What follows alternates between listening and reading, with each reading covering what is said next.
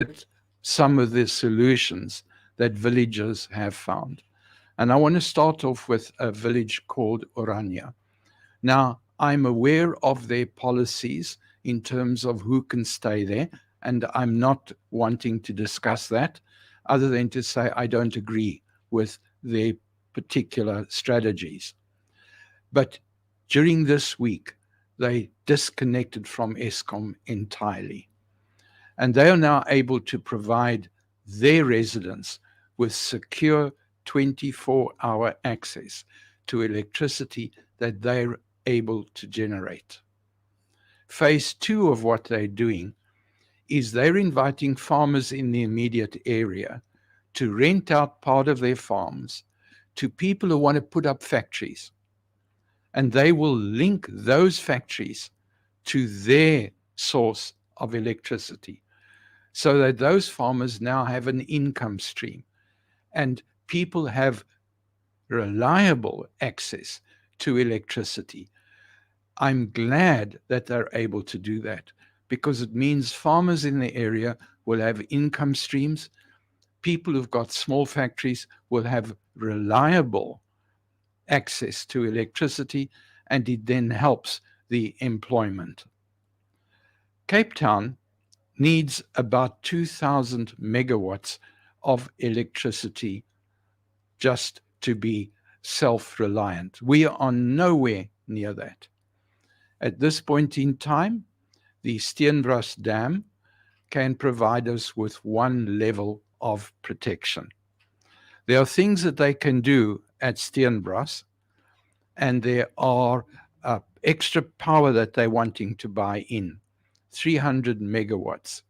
And if that comes in, Cape Town will be able to protect us up to stage 3 load shedding.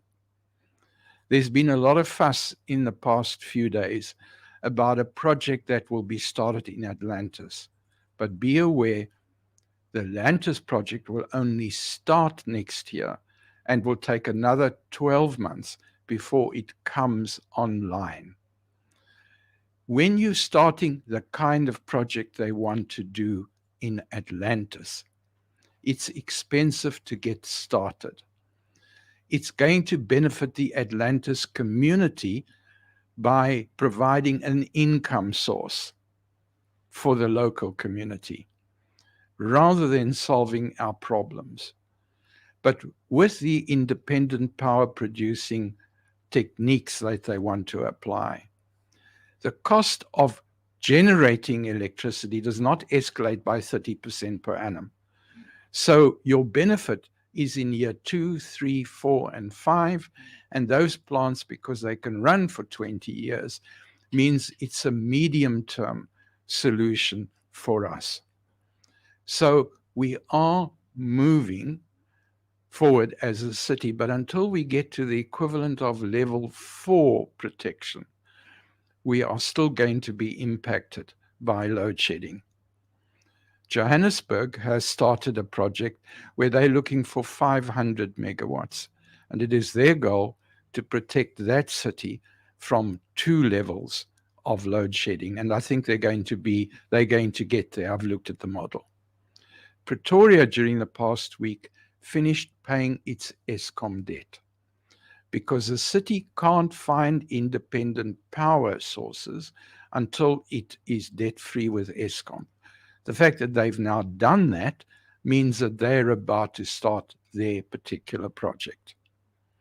Now I want to look at the national emergency plan that ESKOM has put in place. Gwede has made great fuss of the fact that he wants to collect from independent power producers 1,000 megawatts. So let's break that down. He is looking for 1,000 producers who are each going to give him 1 megawatt. So he's got to find 1,000, then he's got to sign up the contracts. Then when they're all ready, he will have 1,000 megawatts. That's equivalent to 1 level of load shedding. Last week, we got hit with 6 levels down. He emergency supply is going to protect us from one level. And that's why I'm calling for his dismissal, because he wants to find solutions, but then the way he's going to find the solutions is not going to make a difference. So for me, it is the cities who are going to have to find solutions. Now, if we look at the Cape Town electricity, 80% of our electricity is used by industry, not by residents, not by homeowners. So it seems to me, if the city can find the 80% solution, help those people get off the grid, it's going to make it easier for their householders to get on the grid. Now, a couple of years ago, we put up just solar panels for our electricity at home. That was for the geyser. During the summer months, we do not need to switch on the geyser at all. The sun provides all the hot water we need, and we have a lot of visitors. In the winter months, we never need to use electricity more than for 1 hour a day to have hot water for the whole day. So there are things that you can do as a householder. We have recovered the cost of that geyser many times. In fact, we recover the cost in any 1 year, we recover the full cost. So you are going to need to do something as well as householders. You should be looking at panels on your roof, at least to protect the hot water supply. And you are going to need to look at another source to protect at least some emergency. We've also put some gas supplies in our kitchen so that food can be prepared, and you are going to need to do that. But to hope that the state is going to find a solution through ESKOM, you're being very naive if you're hoping that that's going to be done in a 2 or 3 year period. But the cities are getting there slowly. Thank you. Thank you, Nico Kleynhans. We appreciate you. Thank you.